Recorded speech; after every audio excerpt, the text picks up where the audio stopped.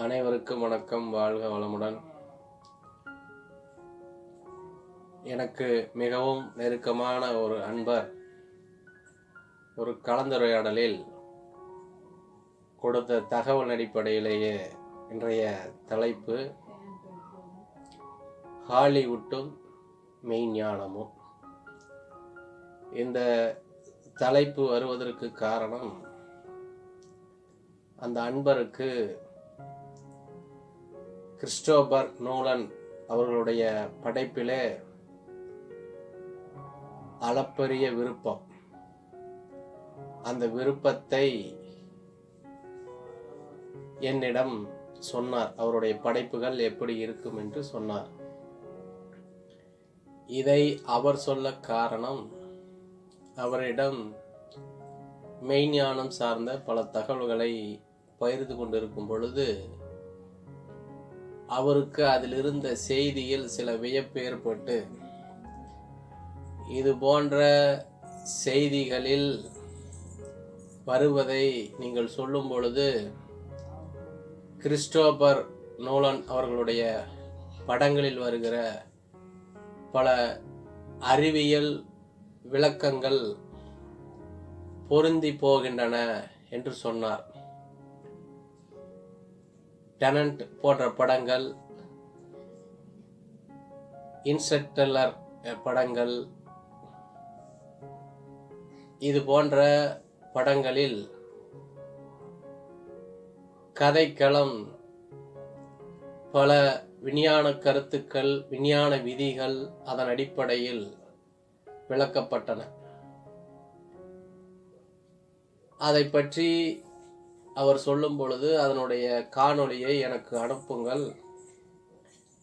நான் இதுவரை ஹாலிவுட் படங்களை நான் அதிகமாக பார்த்ததில்லை.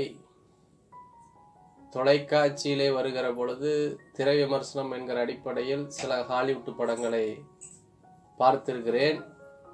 ஆனால் அந்த ஹாலிவுட் படங்கள் எனக்கு ராமராஜன் படங்களைத்தான் நினைவுபடுத்தும்.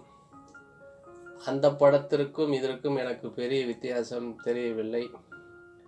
ராமராஜன் படத்திலே கிராம சூழ்நிலையில் பங்காளி சண்டைகளை வைத்து படம் ஓடும். அதிலும் அவருக்கு பல பிரச்சனைகள் வரும். எப்படி தீர்க்கிறார் என்பதுதான் கதையாக இருக்கும். அதுபோல பல ஹாலிவுட் படங்கள் ஒரு குழுவாக ஒரு இடத்திற்கு சுற்றுலாவாக செல்வார்கள். அங்கே அவர்கள் எதிர்பாராத ஒரு அபாயகரமான ஏதாவது ஒரு விலங்கு, உயிரினம் அல்லது ஏதாவது எரிகள், தூரக்கல், இப்படியெல்லாம் ஏதாவது ஒன்று வரும். அதை அந்த குழுவில் ஒவ்வொருவரும் பாதிக்கப்பட்டு இறைவனடி சேர்ந்து விடுவார்கள். அதில் கதாநாயகன் யார் என்றால், யார் கடைசியாக இருந்து அதை வெற்றி கொள்கிறார் அவர் கதாநாயகன் என்று முடிவு செய்துவிட வேண்டியதுதான். ஏனென்றால் அந்த முகங்கள் நமக்கு பழக்கம் இல்லை. அதில் யாருக்கு பால் அபிஷேகம் ஊற்றுவார்கள், கட் அவுட் வைப்பார்கள் என்பதும் நமக்கு தெரியாது. யாருக்கு எதிர்நாயகனாக அவர் இருக்கிறார் என்றும் தெரியாது. அதனால் அந்த படங்களில் வருகிற கதாநாயகன் என்பது யார் வெற்றி பெறுகிறாரோ, அந்த அபாயகரமான சக்தியை எதிர்த்து யார் வெற்றி பெறுகிறாரோ அவர்தான் கதாநாயகன். அப்படித்தான் அவர்களுடைய படங்கள் இருக்கும். அதிக பொருட்செலவில் வருகிறது. நம்மளதும் பொருட்செலவு வரும். திரைப்படங்களில் சந்தைக்கடையில் எடுப்பார்கள். எதுவுமே இல்லாமல் ஒரு சண்டையை உருவாக்குவார்கள். அந்த சந்தைக்கடையில் உள்ள காய்கறிகள் கரெக்டாக வெட்டப்படும். வெட்டுகிற பயிற்சி சண்டை காட்சியில் இடம்பெறும். கதாநாயகனை குறிவைத்து கத்தியை வீசினால் அது கத்திரிக்காயை வெட்டும், பூசணிக்காயை வெட்டும். பந்தலில் ஏதாவது ஒரு தளவில் ஒரு நூலை பிடித்து அறுத்துவிடும். அது உடனே பந்தல் சாய்ந்து விடும். ஆட்டா தலைகளாக ஓடும். அங்கே இருக்கிறவர்களெல்லாம் குடத்தில் தண்ணி கொடுத்திருந்தார்கள், குடத்தை தூக்கி போட்டு விட்டு ஓடுவார்கள். இப்படி நம்மளதிலும் நிறைய பொருட்செலவுகள் உண்டு. இந்த அதிக பொருட்செலவு என்பது உலக பொருளீட்டு கொள்கை அடிப்படையில் உலகமெல்லாம் அந்த திரைப்படங்கள் திரையிடப்படுவதால் உலகத்தினுடைய வருமானத்தை ஈட்டும் வகையில் அந்த திரைப்படங்கள் இயக்கப்படுகின்றன. நமக்கு அது போன்ற வாய்ப்புகள் இல்லை என்பதால் ஒரு ஸ்க்ரீனிலேயே திரைப்படங்கள் எடுக்கப்பட்ட தமிழ் திரைப்படங்கள் இருக்கின்றன. அப்படியெல்லாம் பார்க்கிற பொழுது அது அதிக பொருட்செலவு தான் என்று தான் சொல்ல வேண்டும்.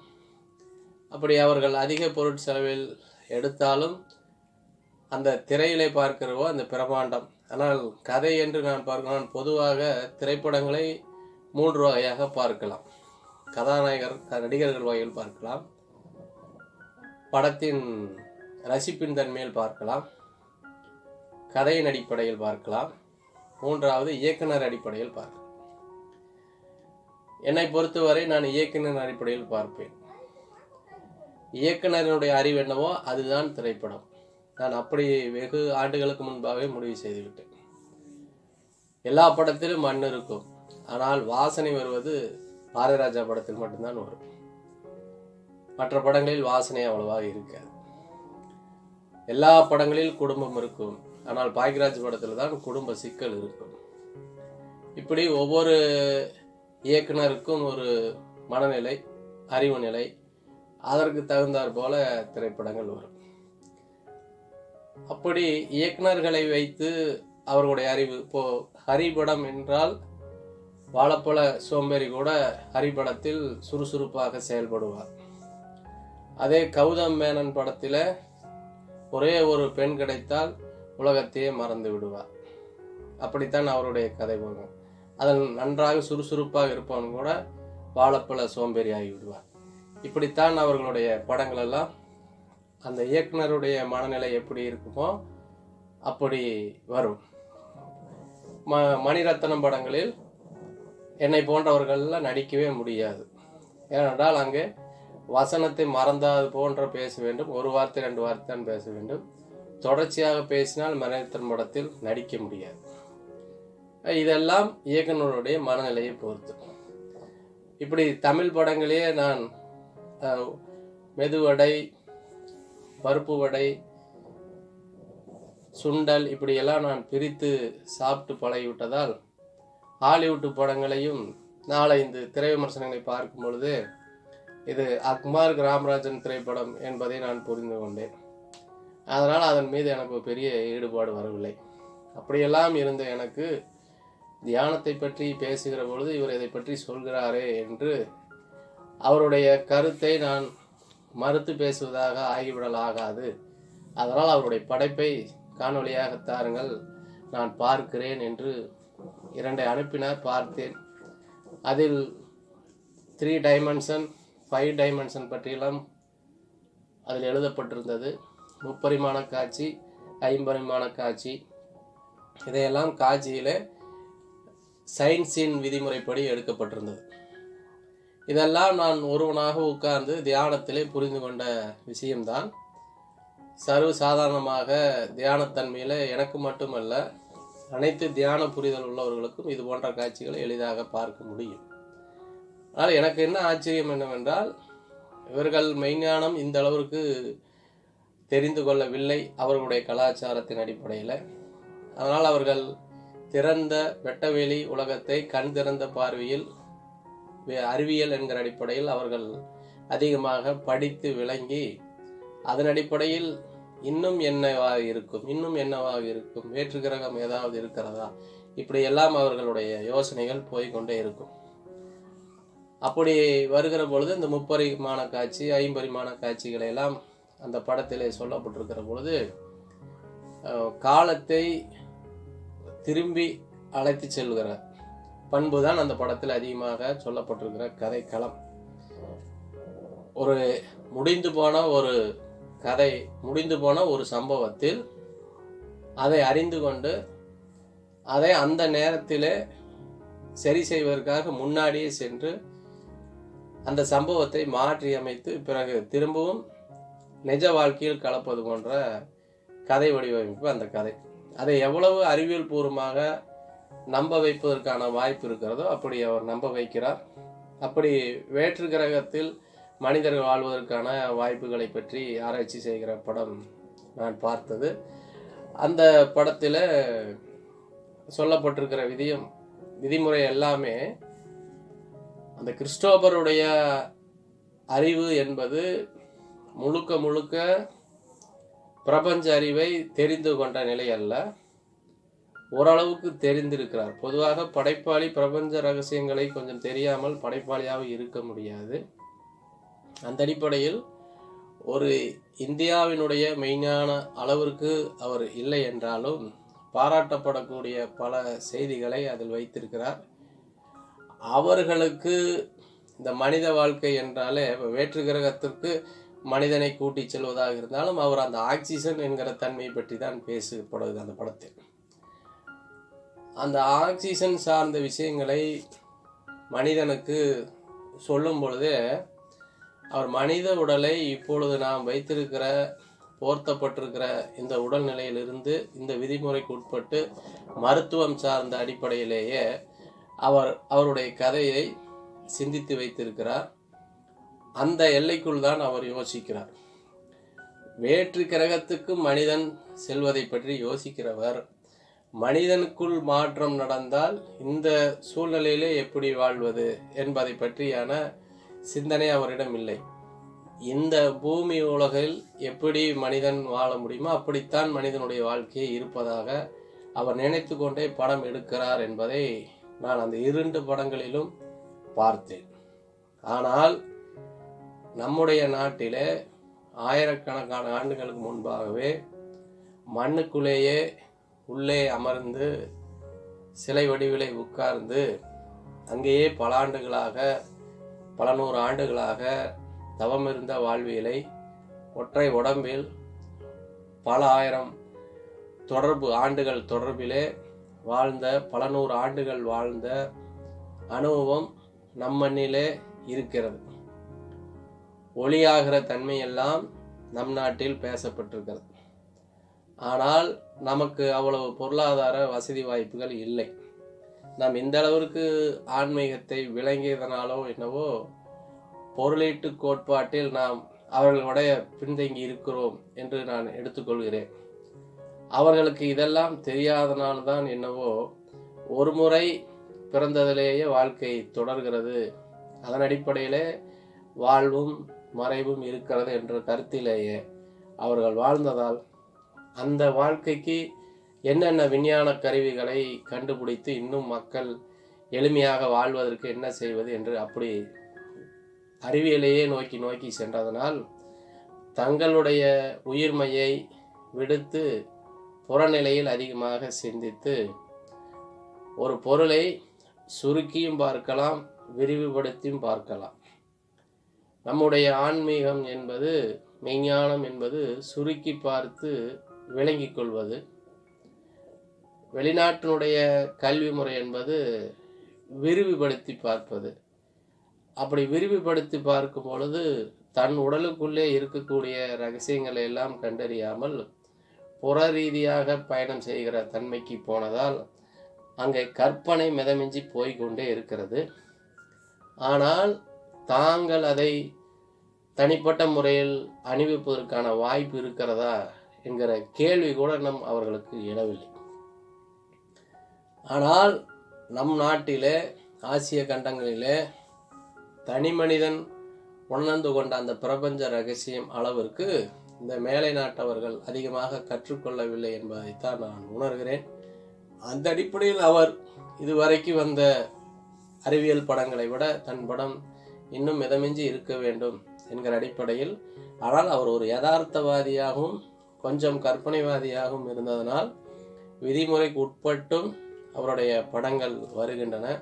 அதை ஒரு களமாக வைத்து விதிக்குட்பட்டு அதில் தன்னுடைய கற்பனை வளத்தையும் கூட்டி பிரம்மாண்டமான ஒரு காட்சிப்படுத்துதல் நடத்துகிறார். அதனால் அவர் ஓரளவிற்கு தெரிந்து வைத்திருக்கிறார்.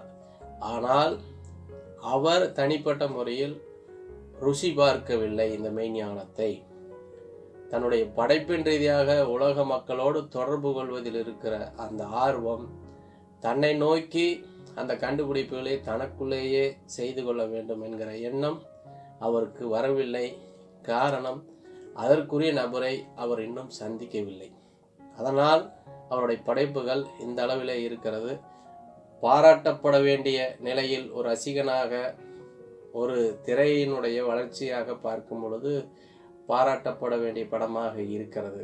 ஆனால் மெய்ஞான தத்துவத்தின்படி அவர் இன்னும் நிறைய விஷயங்களை தெரிந்து கொள்ள வேண்டும் என்பது நான் உணர்கிறேன்.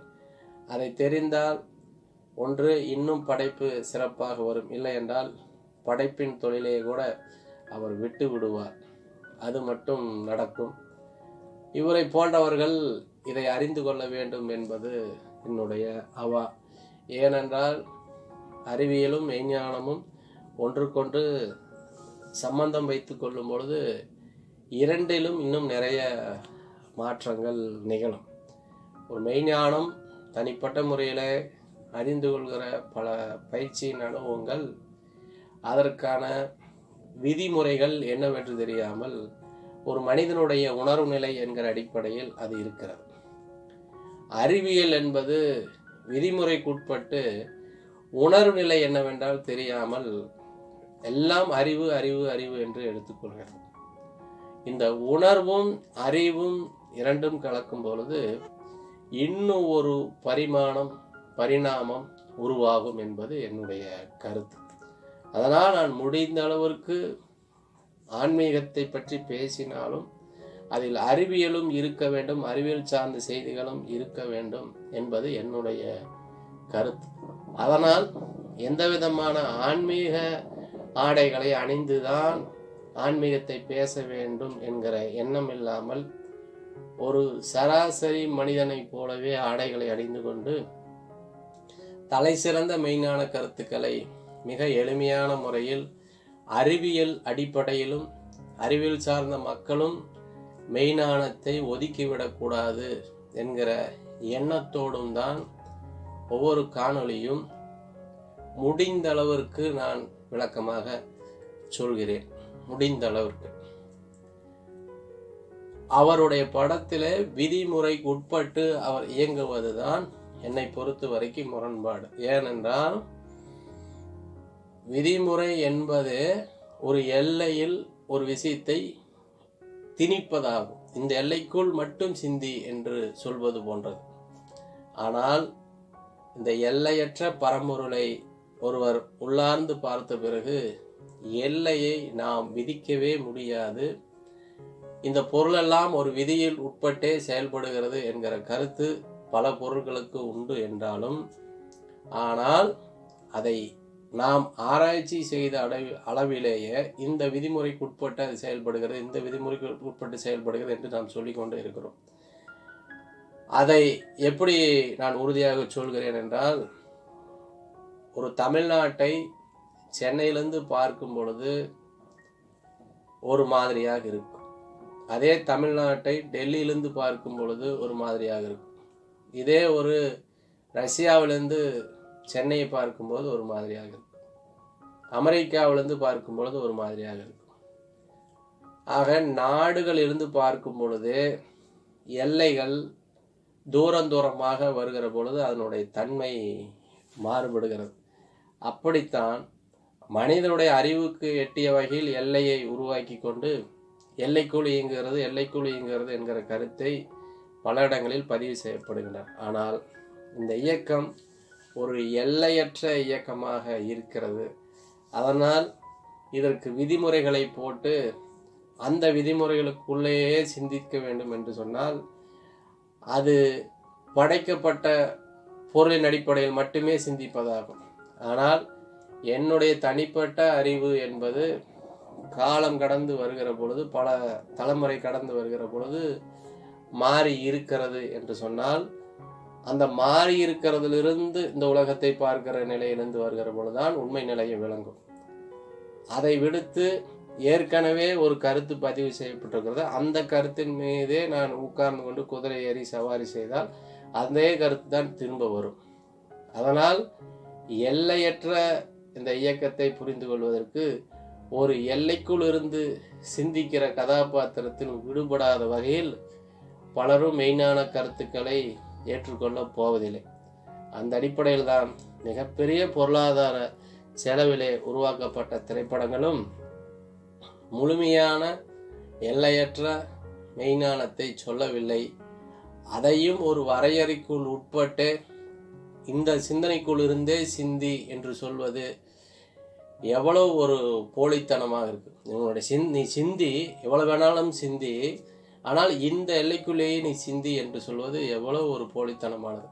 அப்படியெல்லாம் அந்த பாதையெல்லாம் அடைப்பையெல்லாம் நீக்கிவிட்டு ஒரு திறந்த வெளியோடு வெட்ட வெளியோடு இந்த இயக்கத்தை நாம் பார்க்கும் பொழுதுதான் பல உண்மைகள் நேரடியாக நமக்கு விளங்கும்.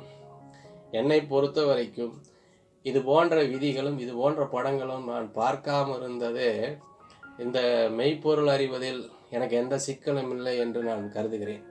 ஏனென்றால் என் மனம் போக்கிலே அந்த ஆராய்ச்சியை செய்தேன். எந்த விதிகளும் எனக்கு தடை இல்லை. நான் என் போக்கிலே போய் கொண்டே இருந்தேன். எல்லாம் விலகி கொண்டே இருக்கிறது. இன்று வரை நான் ஆரம்பத்தில் பார்த்த வியப்பான நிகழ்வுக்கும் இன்று பார்க்கிற வியப்பான நிகழ்வுக்கும் அவ்வளவு வித்தியாசங்களை உணர்கிறேன். எந்த கட்டுப்பாடும் இல்லாமல் இயங்கும் பொழுது எனக்கு புதிய புதிய கருத்துக்கள் வந்து கொண்டே இருக்கிறது ஒழிய எந்த இடத்திலும் நான் விதியை போட்டு சுமக்கவில்லை.